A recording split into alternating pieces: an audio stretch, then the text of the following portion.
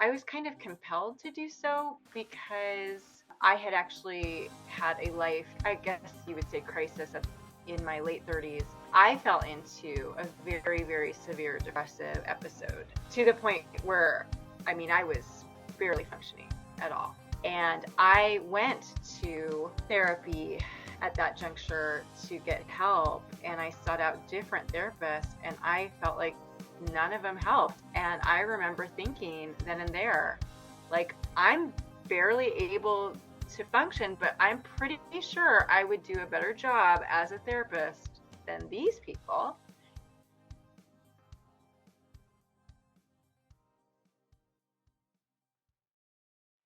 All right. So again, Bronwyn, wanted to say thank you for taking time to have this conversation with us today, and wanted to give you a chance to kind of let the listeners know a little bit about your story and what it is that you do.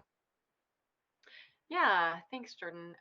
So I am a licensed marriage and family therapist, and I came to do this later in life, I guess you would say, depending on what late you ascribe, what you ascribe to late. But I'm in my 50s, and I went back to graduate school in my 40s, to become a therapist, and that was kind of a second career. And I was kind of compelled to do so because I had actually had a life, uh, I guess you would say, crisis in my late 30s.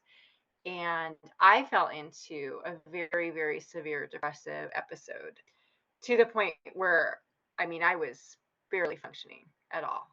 And I went to therapy at that juncture to get help, and I sought out different therapists, and I felt like none of them helped. And I remember thinking then and there, like, I'm barely able to function, but I'm pretty sure I would do a better job as a therapist than these people.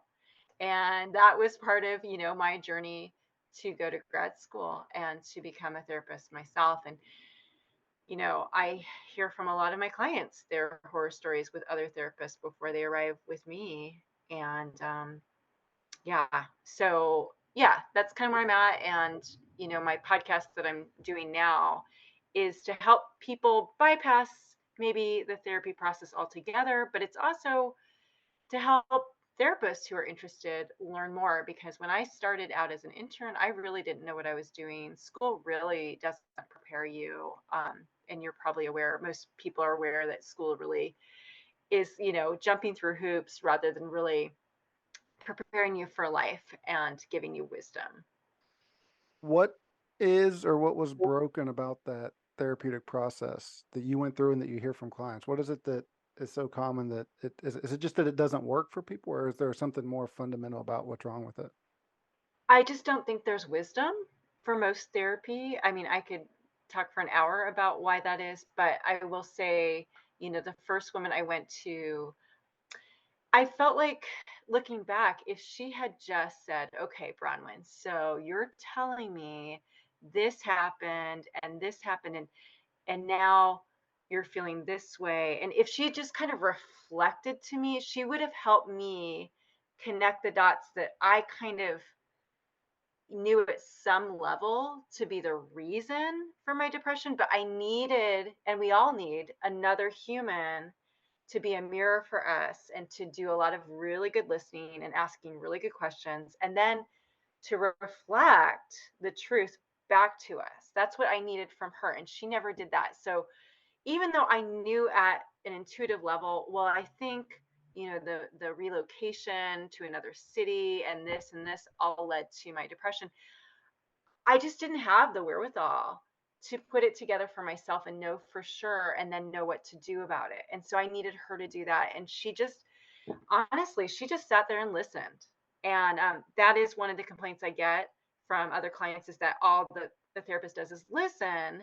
And they want, like, hey, don't tell me what to do, but reflect the truth to me. I need you to validate. I need you to reflect what you're hearing back to me so I can figure this out and have more reassurance and confidence. Um, so that's one type of therapy that therapeutic fail. Another is new modalities people use, which they say are based, short-term evidence-based modalities. Like I won't go into what they are, but they have a lot of acronyms. I'll just say that. But so it's the opposite, where the therapist isn't sitting and just listening, but it's the opposite extreme where there's very little listening, and then there's a lot of like, oh well, you should think this way and change your thought and change your behavior. And it's not a bad thing to change your thoughts or behaviors, I'm not saying that, but if you're not like really listening and really deep listening, like really getting to know that person, and that takes time, a lot of time. It takes time for that client to trust you with the really hard, like, information that they're not ready to tell you. So that trust, that relationship needs to be created. And then when they finally tell you, you're going to learn, oh, the real reason why you can't change your behavior, now I know. But it took us a long time to discover that, because I had to really listen and really earn your trust. Is this a method that's kind of like taught through the education program that therapists go through? And, or do you talk also a lot about, kind of not using medications and things like that? Why so? And why does that maybe not work for people? So I'm not anti-medication necessarily, um, but I I don't think the medication's going to help with the root problem. The medication helps with the symptoms. And that can be great, and that can be life-saving actually. So I'm not going to negate that. But really, and as a therapist, we need to get to the root. We can't just manage symptoms. And that's what a lot of therapists do. They say, oh, you're having panic attacks. Well, let's help you manage your symptoms around the panic attacks. And for me, I'm like, no, let's figure out why you're having the panic attacks. And the root core is always anger. It's always suppressed anger, whether it's panic attacks, anxiety, depression, mania, psychosis. It's always suppressed anger. And that's the root. And so if we can get to the root and work through that and unsuppress the anger into a healthy channel, um, then voila, we don't need to manage the panic attacks. We can just get rid of them. And same thing with medication. We can help, in the short run with the extent of your symptoms, but let's get to the root and get rid of the problem. Talk to me about suppressed anger. Is that just because I've been taught my whole life that, I shouldn't express those feelings? Like we were never taught how to deal with them. Why do we have so much of that? And what does it do to us to suppress it for our whole lives? Yeah, so that's a great question. So I say anger is like fire, which can be very scary. It can be very destructive. Like a fire out of control can burn down a house. So, yes, people are very afraid of anger. But what if a fire is contained in a fireplace? And, in our day and age, in our modern Western society, we have no appreciation for a fireplace. A fireplace is just kind of an added bonus to our house value, or, to the living room. But think about, through all human history, people couldn't live without some kind of fire pit or fireplace or hearth or, oven, wood oven. And fire is necessary for light and warmth and sanitation. It's to sterilize like instruments. So fire is necessary, anger is necessary, but we need to have it contained in a contained space so that it can give us that warmth and heat. And I also liken anger onto a light on the dashboard of your car saying, hey, check the engine. We don't want to manage that light on the dashboard. We want to say, oh, we got to manage that light. That light's bothersome. No, we look at it and we go, oh boy, I need to check the engine, or because something's really wrong. So anger is a symptom of telling us something's really off base in my life, in a relationship. It's always relational. Something's wrong, and I need boundaries, or I need an assertive communication with someone, but something needs to change. So let's look under the car, let's look under the hood and fix the root problem. That leads me to like 10 questions, but I'll start with Yeah. what does managed anger look like, right? Because just because I may not show or blow up on somebody, that could be me suppressing it, right? So what is actually healthy? Like what does it look like when I do it in a healthy way, when I manage my anger? I don't like the term managed anger. Yeah, okay. Anger should not be managed. Anger should be expressed in a healthy way. So with someone that might look like a boundary. Do Okay. I need to tell them I'm implementing a boundary? No, actually, they not may not be a safe person to share that information with. That might be counterproductive. So I can just make a boundary. I don't have to tell them, hey, I'm making a boundary. No, I can just have a boundary. So with another person, it might be, like with my spouse, with my husband. That's me being assertive. That's saying, you know what? I think you're making an assumption here, and I don't really like that assumption because it's really not applicable. And we need to talk about what that assumption is you're making. But it can be hard to set boundaries, right? So how do you work with clients on doing that, especially when it's family or someone that's close to us? Like how do we even in our own life, like I can think about just personally setting boundaries, even with like myself. Like that's just a hard thing to train yourself to do. Is that where an effective like therapist comes in because you have that accountability, or how do we go about actually setting those boundaries? Well, give me an example what you're thinking when you say that. So let's just say that it's like a member of the family that may cause it's like a trigger for something that happened maybe Yeah. in the past or something like that. But you don't Yeah. want to maybe completely exclude them from your life, but you may hmm want boundaries around conversations or hmm interactions. Like, how do I actually do that in a way that's not counterproductive? Are you saying it would be a little scary to Yeah. have that boundary with that person, but you really want to have the boundary with the person because based on past experience, this person isn't a safe person? Is that what I'm hearing? Yeah, we'll go with that. And when I say safe, I mean trustworthy. Right. Like this Yeah. person has lost your trust at some point and never apologized, never taken ownership, and they haven't regained it. Because, Yeah. all humans lose our trust. That's just germane to the human experience. But a good human says, hey, I lost your trust. I broke your trust. I'm sorry, and I'm going to earn it back. So an unsafe person is someone who doesn't own it, who won't own it, and wants to live in a denial world. And they've lost your trust. And that's really important for you to be aware of. So how do I set those boundaries then? So if I've identified this person that's unsafe, how do I, Yeah. even just convince myself that it's okay to set those boundaries? Okay, so I think that's a really good point, Jordan, that first and foremost, you need to know that your anger and your distrust of this person is valid.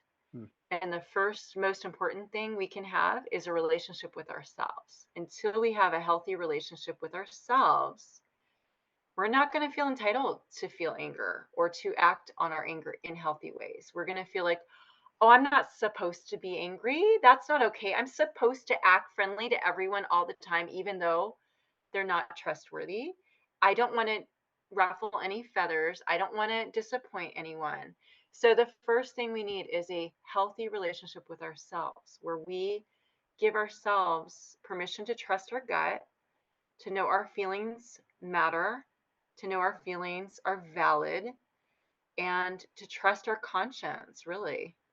I think even that to a lot of people is what maybe the difficult part, right? Is why am I, and maybe it's, from past trauma or something like that, but why am I worthy of, setting those boundaries or feeling that way about myself, right? Like, do you see that a lot of times that people just have a low self-worth or, Mhm. that self-talk can be negative and prevent them from kind of reaching that next level and that potential to, hey, these are now Yeah.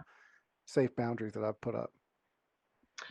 Yeah, and that low self-worth and shame really comes from our upbringings with our parents and what we were taught, and the shame we felt when we did try to express our real feelings. Did you, and you don't have to go into too many details if you don't want to, but like whenever you ran into these circumstances in your 40s and you got to this depression point, did you identify that, hey, this is also from stuff in my childhood that what maybe was suppressed or I just never dealt with in a healthy way? Yeah, no, that's a good question. So, my depressive episode that was so severe. So I will share about it. I have no shame about being human. We all struggle. So my husband and myself and she was 5, my daughter at the time, we had to relocate during the Great Recession, 2009, to Oakland from Sacramento. So about an hour and a half away. No big deal, right? Well, it was. And for me, it was the loneliest experience of my life. Relocating at 39, having a community here of other mothers, especially that I'd bonded with. It was my daughter being 5, and just relocating there, and I had 0 friends. I didn't have a job at the time. I just put my daughter in school. I was just alone all the time. And so that's hard for anyone, but all of our really hard experiences, when they're triggers, when they trigger up previous feelings we felt as a child, those are triggers, and those make whatever we're feeling in the present disproportionate. It like blows everything, exacerbates it to the next potential or the next exponential level. So I had been very lonely as a child, and especially, with a move. So it was like an enormous trigger where I was like back to being 10 years old again. And it made me sick physically, actually. So yeah, yes. So what we struggle with in the present is always fueled by triggers from our childhood that we have not processed. So if I guess I'm gonna, the first question would be then how do we process those, right? How do we know that, okay, this is what's coming up? How do I go about actually processing it in a healthy way? Yeah. So, well, first I want to say what's important to know is as hard as that was for me, and I wouldn't wish that on my worst enemy. My symptoms were so profound. I was involuntarily vomiting. Hmm. So I've never heard of anyone else doing that. Someone did tell me recently they knew of someone else who had that, but that's the only time I've ever heard this happen. I would be like driving and then suddenly I'd just throw up, or I'd be walking down the street and I would just throw up. It was so humiliating. But that was fueled by my level of depression.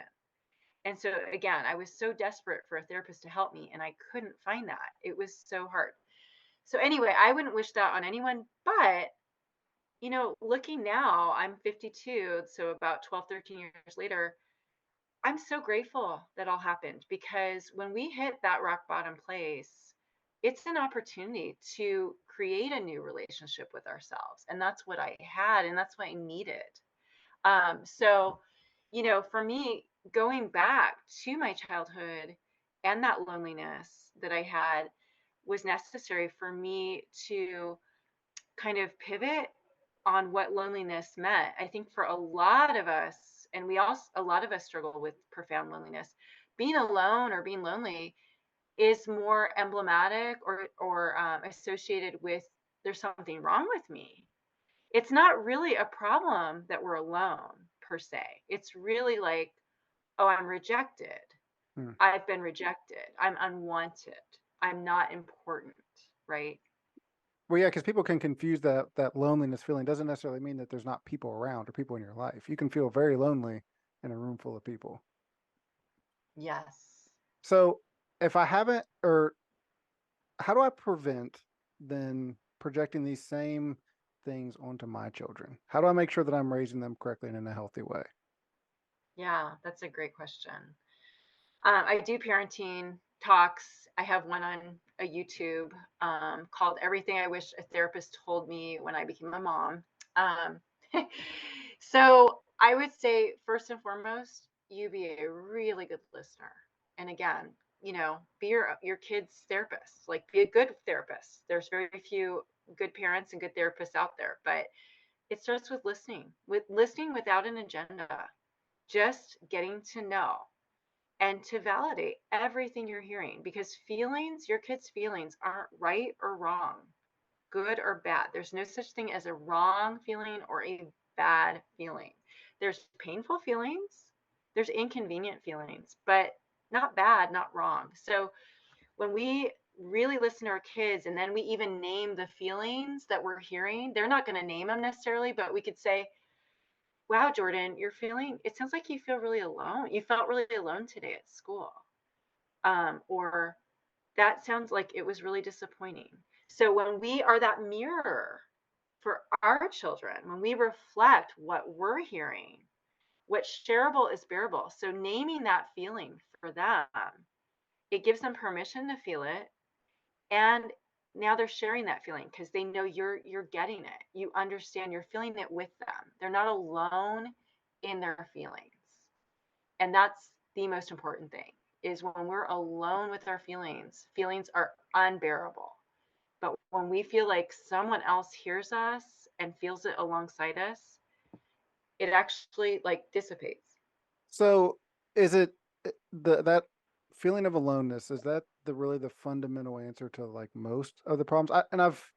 It's interesting you say that because I feel like now I have young kids, and the more that I've tried to do this with them and just listen and understand their feelings, it's helped me in adult conversations, right? Because Yeah. what you realize is we're just big kids. So like those same issues that they have, a lot of adults have, and all they want is that person that, hey, thank you for actually listening and being empathetic with those emotions. Is it just that once you eliminate that feeling of aloneness for someone, is that what kind of liberates them to at least feel more comfortable in their own skin? It does so much. It does so much. Humans are relational beings at the core. We are relational. Humans, like you said, we can be around a lot of other people, but if we don't feel any relational connection, we feel very alone. And we're not made to do things alone. Feelings are made to be shared, whether they're good feelings, like, hey, let's celebrate, I just got an A on my exam, or bad feelings. They're always made to be shared. And that's how we work best. So yeah, you listening to your children, really paying attention to them, is teaching them that their feelings matter. Hmm. And so what you said you struggle with, like the person at the family gathering, that you have a hard time feeling like your feelings matter enough to set a boundary, your kids aren't going to have that struggle because they know you're teaching them every time you listen that they matter, that their feelings matter, that their needs matter. So you don't actually need to tell your kids, hey, your feelings matter. No, you Right. can just show them every time, or the majority of the time, that their feelings matter. That's awesome. You wouldn't think it's that simple, I guess. You know what I mean? That you think there's more to the answer of it all, like, but literally just being there and being that mirror that you kind of talked about earlier, it's just so powerful for kids and adults. And adults. So how do we then so one of the things you also say is that there's no such thing as an angry person. Is that just because Yeah. it's someone that's not processing it or not managed, but you know, dealing with it in an appropriate way? Like, what do you mean by there's not an angry person? I guess because the emotion itself isn't what defines somebody. No, I think I really take issue with that phrase, like, she's not an angry person or she is an angry, because I'm like, well, are they a breathing person? Like, yeah, of course they have anger. Who Right. doesn't? Okay, because here the thing is, we live on this planet Earth, where things are not ideal here, and anger just is a natural outcome of whenever the ideal and the real, there's a deviation. So whenever reality is not ideal, I'm going to get frustrated or disappointed or like rageful or whatever that anger looks like, depending on the level of, distinction between the ideal and the real. But like, that's just being human. And if we're honest, most of us feel angry because the real is not ideal about 23 hours a day. Hmm. And there's nothing wrong with that. And I'm tired of like people labeling anger as bad. Like it's just human. So are they a breathing person? Yeah, well, then they're an angry person. We all are, if we're honest. And that's the thing. Like, we need to stop shaming our feelings and just be honest. Um, when I talk to parents of young kids, I'll say to moms, like, it's okay to resent the hell out of your children. You don't have to Yeah. suppress that feeling. We all know it's there. Anyone who's had a baby knows that you're doing all this work. You're sacrificing everything, including sleep and food, and you don't get anything back. Like nothing. Maybe a little giggle when they reach about 7 weeks old, every here and there. Maybe a little smile, but really, it's a black hole that you're feeding. And it's okay to be honest and say, you know what? Sometimes I really resent the hell out of my kid. That's okay. If we say it, if we externalize it, if we express it and we know and we feel validated or we validate ourselves, which is most important, then it's out. It's not in here suppressed, ruling everything really in disguise. That's really scary. Now, that as a therapist frightens me the most is the people who can't be authentic, who are repressing all their feelings because they have shame. But there's no shame in being human. And we also, as humans, feel all kinds of feelings all at once that seem mutually exclusive. If we're honest, we feel love and hatred towards the same people all the time. And there's nothing shameful about that. That's just a human experience. Humans are messy. We don't feel just love. Of course we don't. It's okay. We don't have to feel shameful or judge those things. Feelings are involuntary. Our actions now we can control, so we can judge our actions, but our feelings, no. Why are we going to judge that? And the more we judge our feelings, the more they're going to actually rule over our actions. So if we're able to be honest and just be like, yeah, I kind of effing hate my husband a lot of the time. And if I'm able to say that, then that's less likely to influence the way I act. Thank you for all that. That was really that was really cool. But how do we is just being honest with ourselves enough to not be reactionary to the emotions themselves? Is it just as simple as saying, well, now I recognize that emotion, I know what it is. How do I stop that from them becoming the action or becoming, what I represent to everyone else? Does that make Yeah. sense? Yeah. So another phrase we use is name it to tame it.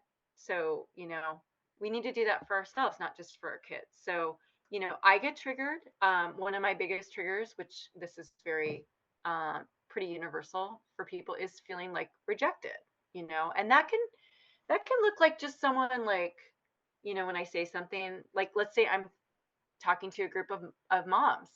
And one of the moms, the look on her face is kind of like, yeah, I don't really like what you're saying. That can be a trigger. Um, that's what humans do. We don't like it when other people disapprove or we perceive their disapproval or their rejection, right? And so me just identifying that, being like, oh wow, that mom over there, she just looks like she hates what I'm saying. Um, and just for me to be able to identify it and go, okay, that's okay. She can disapprove. And you know what? Here's the thing. Her disapproval doesn't mean it's not the same as my disapproval of me. I can have a mental boundary. If she's rejecting me, that's on her. That doesn't mean I reject me. I can have a mental boundary right there and go, do I like what I'm saying right now? Yeah, I really, really do. So that's what matters. No, I like that. How do we identify those unsafe people around us? So without labeling, people, I mean, how do I recognize and then, make sure that that's the person I'm setting those boundaries with? So again, I would go back to, all people fail us, all people betray us, but are they willing to admit it? Are they willing to take ownership of it? That's called humility. And the root for the word humility, HUM, is the same word for the root word for human. And it's also the same root word for humus, which is an old English word for soil. Hmm. And so humility is really what makes us human. And people who won't humble themselves to be introspective and to own the things they don't like about themselves are not really safe people. Um, some of those people confuse humility with humiliation, Hmm. and that is a big problem because it's not the same. It's not as necessarily as I guess it's just a simple thing. It all comes back to simple things, and that's so someone that's just not willing to own the things that Mhm. maybe they do to others or the emotions that they have can just it doesn't necessarily mean even a bad thing, but they are an unsafe person by your definition, right? Like it's not Well, necessarily I that would, they're yeah, actually damaging, maybe, but at least someone that to be aware of in that mindset. I would say they're not trustworthy. Okay. And the reason for that is when we can't be introspective and see our own issues and be honest and authentic, then we kind of compartmentalize ourselves and we become kind of, we put out like a false persona. And that's not a trustworthy person. And that part of them that, you know, is full of anger or hatred or whatever, that's going to leak out in unhealthy ways. And the goal for me as a therapist is help my clients become integrated or whole, meaning we don't sequester parts of ourselves. And shame does this.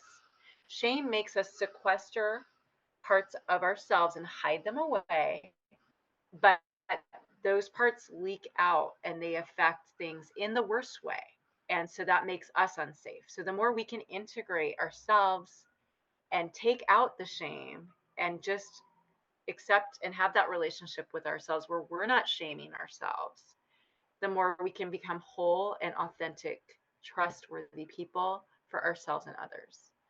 And I know I keep talking about this. I'm just trying to make sure I understand completely. But how we have to interact with those people, right? Because there's got to be a lot of untrustworthy people in the world. Oh, there's a lot. So it can't be that we just avoid them all forever, right? So how do we then interact with them if we've already deemed them that they're untrustworthy? Yeah. So again, that gets back to our relationship with ourselves. So I'll Okay. give you an example.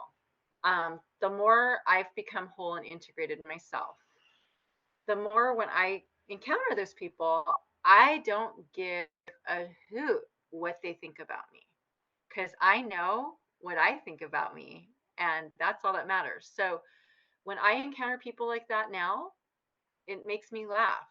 Hmm. Like I actually laugh. So I went running yesterday morning. There was some dude, I don't know what he was doing. He was out on the corner and I think he was like waiting to do work on the street or something. But he was like totally staring at me without a smile, just like, like I'm a object. And so I just like looked him right back as I went running by. I looked at him and I go, "Hi. Hi, how are you? Thanks for staring. Thank you." And I like basically humiliated him. And yeah, that was really fun. So I find fun with that now. I don't That's care what he thinks. I right. really don't. I care what I think. So I guess so it's just being that sound introspection then. It's we're not sitting there thinking, well, this person's that it's, am I happy with what I'm doing, with what I'm saying, with who I am? And that's what Yeah. allows us to deal with every type of person. Yes, because to be going back to the parenting part, Jordan, when I my daughter was younger, I didn't want her to reject me. So I became like a pushover parent. And I Mhm. see that now in a lot of moms, um, because that rejection is so painful.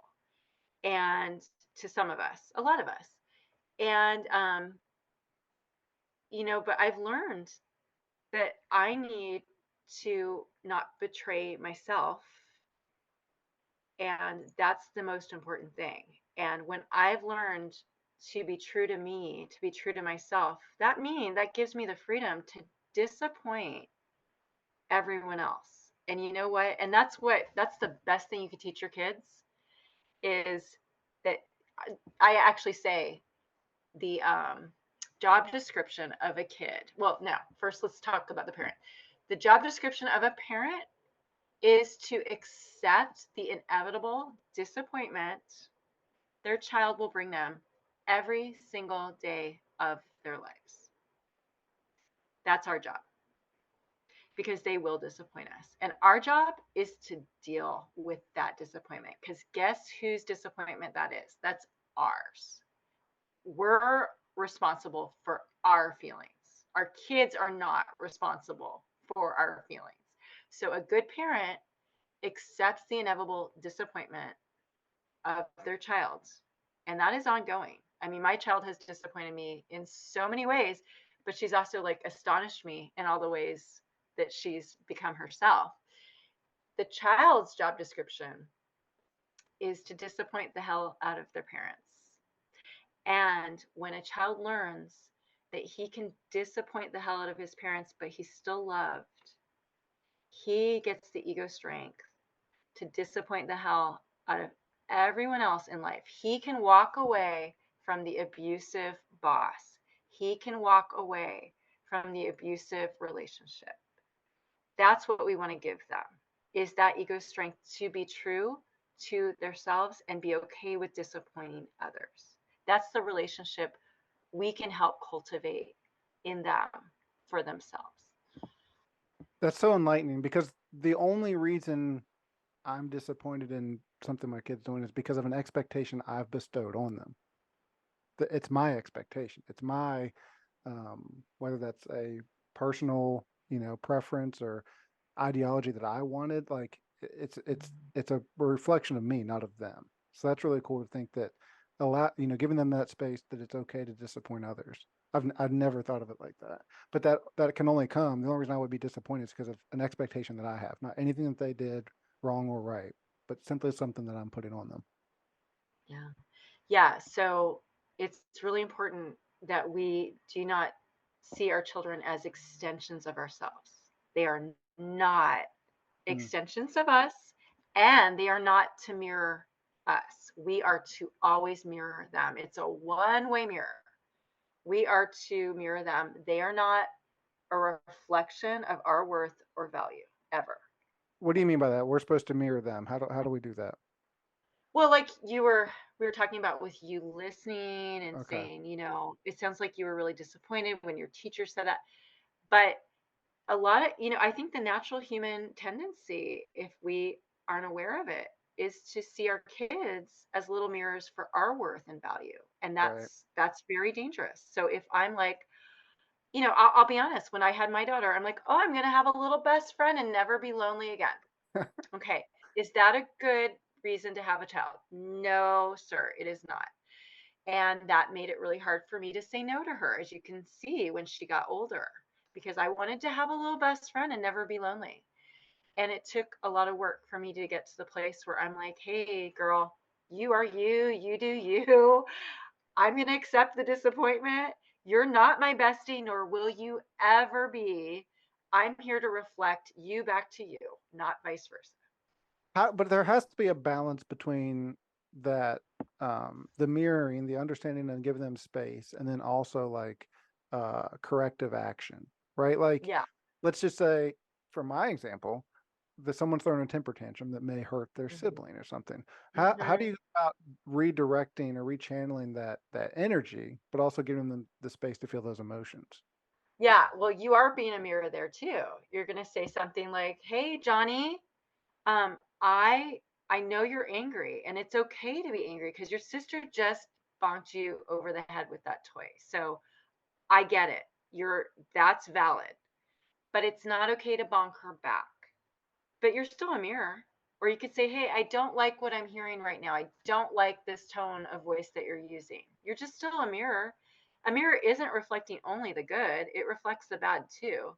But it's not a distorted mirror. You're not shaming them. You're not saying, how dare you? You're not making up any distortions. It's just a clean, clear mirror. You're like, I don't like, what I'm hearing right now. How do you then work with people when they think of like punishment for our kids? Like, is it, hey, there is timeout, there is the like, what does punishment look like?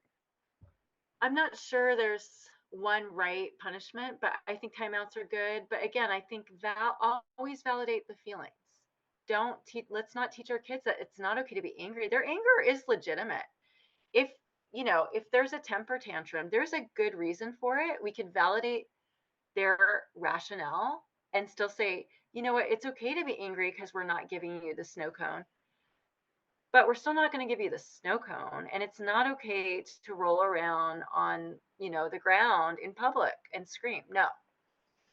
I like that because and I think that's what I struggle with it too. Is like there's got to be some like one right answer for everything, and it's human nature that there's not going to be, right? Because everything's so specific and unique. But um, does it start with ourselves, like being able to manage these relationships with kids or coworkers or family? Is the important part understanding ourselves and our own emotions first, or how do we get Yeah. better? Okay. Yeah. And so I talk about this a little bit on my podcast too. Meditation has been a huge trend in, mental health for a while. A lot of therapists are like, oh, you need to meditate. I really don't enjoy or really respect meditation. That's been my experience. But what I think we need is reflection. So meditation, as far as I'm aware, means clearing your mind. I don't think we need to clear our minds. I think we need to kind of create space in our minds for things to just kind of percolate, not force it, but just kind of create so things can float to the surface and we can kind of ponder. The word amuse literally means, so the word muse is to think, to ponder, to reflect. And amuse means to go without that. It means lack of. And, we amuse ourselves so much and we're not able to ponder and reflect because we're too busy amusing ourselves. And that is really critical to being a good human, is to really just create space to reflect on ourselves, to have introspection, contemplation. We really need that. Like, we really, really need that. And what does that look like for you? Because I've always struggled with the meditation thing because I agree it's like clearing your mind is just so difficult, and I was like maybe I'm just too ADD to do it. But I did hear one time that the only one that's ever worked was like it's not that you clear it, but like you allow those thoughts, you allow those emotions to come up, Mhm. and you almost like recognize what it is, and then like let it fade away. Like so, then you learn how to better like, hey, that's what that is. That's what I'm feeling, and then I can also learn to like um, deal with it in a healthy way, or like calm my breath or calm myself inside that emotion. And that was the only one, Yeah. and I'm still not good at being habitual about it. But is that kind of what you mean when you say like at least the space to contemplate? Yeah, I think I agree with like half of that, like just letting it come up, but Yeah. I don't think we need to like let it float away. I think what I would do, so let's say I'm out for a walk. So that's kind of creating space. If I'm not listening to my podcast at the time, if I'm just out for a walk, just silence, I'm creating space. I'm giving myself an opportunity to reflect and ponder. This is not a forced thing. You can't schedule thoughts to just come up, they just do. Um, but we create space for that. So it could be going for a walk, it could be just sitting, taking a bath. There's things we can do. Um, but here's the thing. A lot of us, we fill our time so much, and I think that's intentional because we don't want to reflect. Yeah. We deathly are afraid of being alone with our thoughts, being alone with our feelings. I have clients tell me all the time, I stay on my phone until I fall asleep at 2 a.m. and it's really hurting me because I'm not getting enough sleep, but I can't just lie in bed. I'm like, yeah, because you can't be alone with your thoughts and your feelings. So to create a space for that for ourselves intentionally is going to help everything else, because then we don't have to avoid being alone with our thoughts and our feelings in other times, in other ways. And are we afraid of those thoughts and feelings just because we've never learned a healthy way to recognize them? Mm. Is that all that is? Well, I think so. And I think because we're ashamed Hmm. of our feelings and our thoughts. and we need to get rid of that shame. There's no shame for being a human. We all make mistakes. We all fail. We all are monsters at times. We all say and do things we regret. There's nothing shameful about that. What scares me about that, I just had a client yesterday share, he kind of like shared a very huge confession with me from 10 years back. He'd never told anyone. And I know it was really hard for him to share that. And I said, that was really bad. I get why it's so shameful for you. But here's the thing. You told me that right after you did that, you felt horrible and you tried to make it up to this person. That's what matters. That tells me that you have a heart that's alive. Your Mm. heart is a living heart. Now, this client's father, I said, your father's done things like this, but he's never shown any regret or remorse or done anything that shows us he has a living heart. And look at how different you are in that way. That's what matters. It's the pivot that matters. That's what makes us good humans. Because we're all gonna mess up, we're all gonna fail, but at least recognizing it, owning it, and then doing what we can to remedy it. That's what at least makes us a good person, or at least makes us like you. I like the way you said it. Like how'd you phrase that? Oh, A safe person yeah, I or a like good that. human. A good human. Yeah. Yeah. So how can we hear more about what you have going on? Follow what you have. How can listeners get more information about what you have? Yeah. So I just have my own podcast. It's actually called Angry at the Right Things. So it's about anger and kind of a lot of what we talked about today. That's awesome, and we'll make sure that we link it. And I just thank you so much for taking the time to walk through these things. I know it was enlightening for me, so I know that the listeners will get something out of it too. So, Bronwyn, thank you very much.